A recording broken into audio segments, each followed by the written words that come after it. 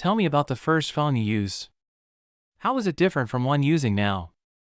Well, the first phone I used was not a smartphone. It was back in high school, and at the time, it was the coolest thing ever. However, compared to the smartphones we use now, it was very different. For one thing, my old phone didn't have a touchscreen. Instead, it had a tiny screen that you had to navigate using a set of buttons. It was also much bulkier than modern phones, and I remember it being quite heavy and thick.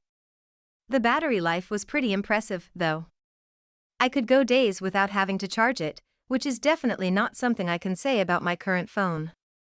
Of course, my old phone didn't have all the features that we take for granted now. There was no internet access, and there was no way to download apps. It was purely a device for making calls and sending texts. It did have a camera, but the resolution and quality were not even close to current smartphones.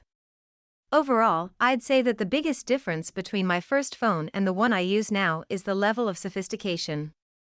Today's phones are essentially mini computers that can do just about anything you need them to do. But back then, phones were much simpler and more focused on their core functions. It's been fascinating to see the evolution of this technology over the years.